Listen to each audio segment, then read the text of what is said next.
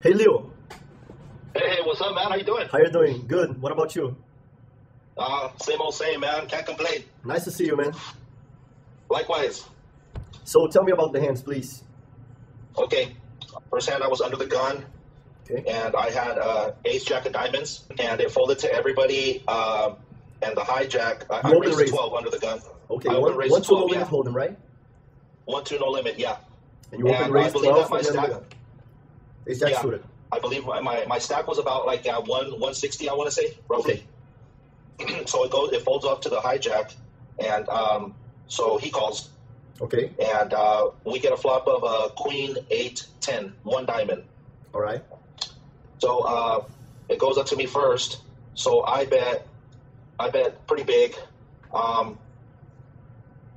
And How much did the you bet? hijack, I think it was $35 that I bet. So there was 27 in the pot, a heads up pot, So, and you bet 35. yeah. You overbet the flop. There was also a splash pot on there. So What is a the, splash pot? A splash pot is what the casino brings in every half hour. Uh-huh. Every half hour, and just spreads it on the table for all the players. It's just like a straddle, but it's just a splash pot. They put just free money there. How much Every money? half hour, $20. So the pot, instead of 27, it had 47. 47. Okay, so you bet like 75% of the pot. Nice, 75%. nice sizing. Nice sizing. I like it. Yeah, I like it. yeah. And so the villain didn't have much left back in the stack. I want to say he had about $45 left. So he pushed all in. And, He had like so $80, you say. He had like $80? yeah. Oh, he went all Yeah, in? about- You yeah. called. Something you could do if he had like just 80. How is your vision? Like when you're playing in the table, can you see everything? Like your vision is good? Like can you It's see good, the yeah. sizings, the stack from everybody without any problem? Yeah, sometimes I try to kind of figure out how many people. Because sometimes the players they stack up their chips higher, sometimes lower. So I kind of I look at their stack, and it's I try to like visualize it pretty good. So You should be able to do that. Otherwise, that's a disadvantage for you. Because for example, if you saw he has like $80 in his stack, and the pot has 47, and you're betting in a way that if he goes all in, you are not gonna fold with this particular hand. What you could do is bet an amount that he knows that if he goes all in, you're just gonna call. While if you bet like 30, 35 like you did, maybe he will think, oh, if I shove here, I might make him fold. And as you have a semi-bluff that you have two gutters and a redraw with the flush, what you could do is instead of betting 35, if he goes all in, maybe he can think, oh, this guy might fold. While if you bet like, you just put him all in as you are heads up, he already knows that if he calls, you're going to go into the river, there's no chance you're folding. You understand what I'm trying to say? yeah. Just in this particular situation, I like your sizing, especially if you were playing like with $160 at what you say. If he was covering you, I love your sizing. I love 75% of the pot. But as he had just 80, 85, I would highly recommend you to bet with your particular hand, to bet an amount that he knows that if he goes all in, there's no fold for you. So maybe if you already put him all in with your particular hand, it makes sense. While let's say you have pocket eights, so you have now a set, okay? So if you have a set, what you could do is to bet like $25, $30, leaving it maybe the doubt that he says, oh, if I go all in, maybe he's gonna fold. You understand? So you Yeah. adapt depending on the hand you have at that particular moment, and depending on the stack size, the stack depth. That's why I ask you how is your vision, because one thing that I know is that many players are not able to see the other guy's stack. So if you don't know the other guy's stack, you don't know what is the FSPR, you don't know certain details, just like this one. For example, he had $85, the pot had $47. You bet 35 and he went all in. I don't know what he had yet, but maybe he went all in because he thought you had some fold equity, that you could actually fold to his bet. While if you just went all in, maybe he would just fold ace 8, for example. Whatever. So, and what did he had? What did he had in the end? He flopped a two pair. He flopped 8s and 10s. Yeah, there is no escape. If you went all in, the result would be the same. But I'd rather you to go all in with this particular stat depth than for you to bet 35. But if you were deep, if you were, let's say, 80 big blinds deep, then your stack was $160 and I won 2, you were 800 big blinds deep. I would Yeah. love your 75% c-bet on the flop. And what about the other hand? Yeah. For the last one, let's see. This one, there was another splash pot involved in this. Wow. In this hand. Like it was one Yeah. splash pot every 30 minutes, and all the hands Every 30 you minutes. have to say are splash pot. Yeah, the most interesting hands because since there's already money in the pot, everybody goes crazy over it. Right. So those are the most interesting hands that I was able to, yeah. If everybody goes crazy about it, that's good, but you should not go crazy. You should be logical. Try to be logical. There's $20 more in the pot. That's fine. It incentivizes you to want that pot, but at the same time, incentivizes everybody else. So you should be aware of that, and you should just play with hands that make sense. Hopefully you did this time. And I was in the cutoff with pocket fives. Okay, cutoff with pocket fives again. Pocket fives. Mm-hmm. What happened? And I raised to 12. What was your stack size?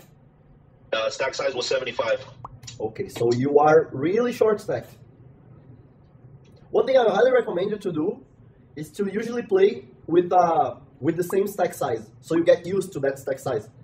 And usually, if you take your game seriously, which I believe you do, you should try always to have at least 100 big blinds.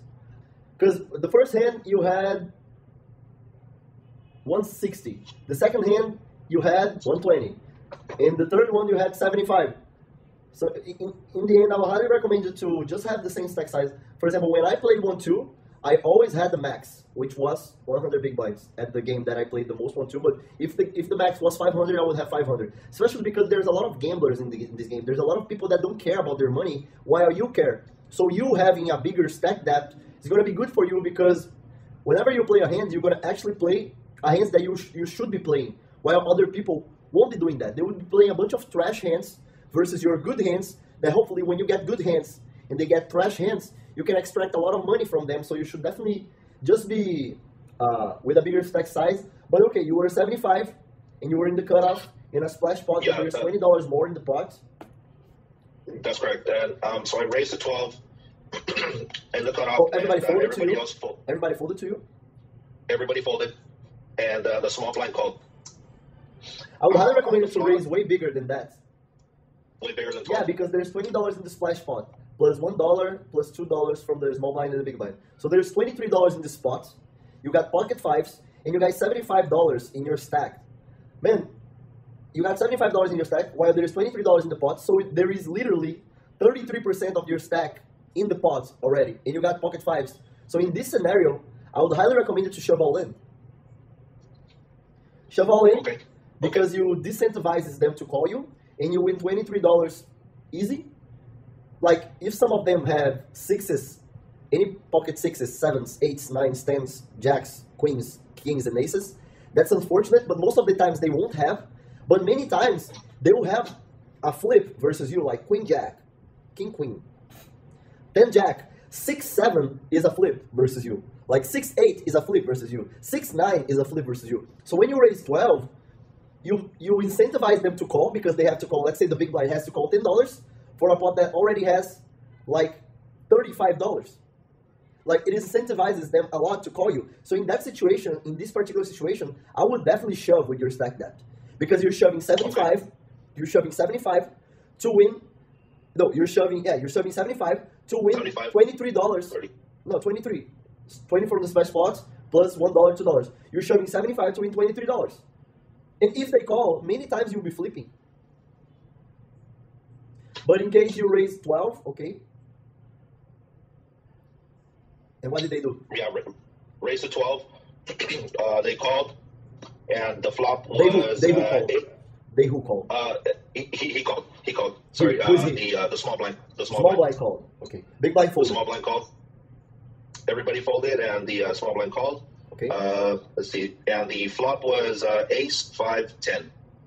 I can't remember if there was two diamonds or two clubs, but there was a potential flush draw out there. Okay, 2 clubs, whatever. Ace, 5, 10, 2 clubs. Ace, 5, 10. I remember that hand that you said. Talk about this hand now. This one. Yeah. So then the small blind bets 27. Mm-hmm. 27 that's 27, and you got 63 in your stack. 63 left. Yes. So he bets the 27. I raised it to 40. You know why your raise is bad? It's because first he raised to 20. He bet 20 on the flop. 27. Like, and you are huge. He bets 20 in the flop. He leads something that he shouldn't be doing, but he leads, which is great. and then you got $66, $63 left in your stack, and you are in position versus him, you should definitely just call here. But if you decide to raise, you better raise all in, because raising 40, I believe it just represents even more strength than raising all in. Like, he makes it 20, you make it 40, like, I would feel really bad if that happened. Even if I had, let's say, ace-8, and I lead 20, which I would never do, but I lead 20, and you re-raise 40, I would feel really bad. I would highly recommend in a situation like that, because you're in position, and because the stacked depth is really short, just call and let him keep betting. Bet into it. That's a clear call. That's a clear call. But if you want to raise, remember that. If you decide to raise, to check raise, in a particular spot where you have value, if you're going to check raise, or if you're going to raise bigger than 2x. Because when you raise, you'd say, I have a good hand. So if you're going to say, I have a good hand, you better charge well enough, because you're giving your information. You know, when he raises 20 and you re-raise 40, you're saying, I have a good hand. So if you're going to give this information, at least charge well for that, you know? So let's say another situation, you are the big blind, you have a great hand, you check, the guy bet, and you decide to check raise, make it at least 3x how much he raised. At least that. So, okay. Let's say another situation that you're the big blind. Let's say you are the big blind in this, you are the small blind in this situation. So he raised, you called, and you hit your trip 5s, and he c-bets 12. He c-bets 12, you win the cutoff, c-bet 12. If you're going to check raise to 40, to 36. Don't check raise to 24. You understand? Okay. Because that's too small, and that represents a lot of strength. Like, I would never do that, even if I have value, or if I have a bluff. If I have a bluff, just because I'm giving too much good of a price for this guy to call it, I want to put pressure on him if I'm bluffing. And if I'm betting for value, I'm extracting few. I'm extracting way less than I wish, you know? So in this particular case, you should definitely just call and let him keep betting, that he will most likely do. But in this particular hand, you raised 2x, he made it 20, you made 40, and what did he do? He ended up calling. So on the turn, the 7 came out. No club. No, I believe, yeah, no club, that's right. Okay. And then what did he do? Then that's when he checks to me, and then I go all in.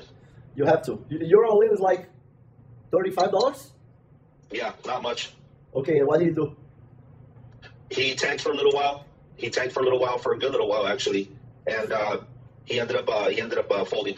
Yeah, you should definitely have only called this hand, and then if you just call, the pot had $46. He bets 20.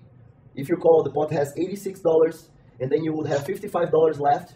Maybe he would shove all in the turn, but even if he checked the turn, then you go all in for 55. You know, instead of raising that flop when he led. Yeah, from those three hands that you're saying, I would highly recommend you to always have at least 100 big blinds in stack. When you're saying that on the 100 big blinds, the max buy-in that I can only do on that 1-2 game, it can only be 100 max. So 50 big blinds, just keep re-adding. That's right. Yeah. So you should have 50 adding. big blinds. That's bad for the rake, because the shallower are the stacks, the bigger will be the rake, because they'll still charge like $5 plus $1, probably $6 max. But you should buy in for the max, so 50 big blinds. 50 big blinds. Yeah. And maybe what you could do is to play a better game than this one where the rake is not so relevant. Where do you live? Here in Santa Barbara County.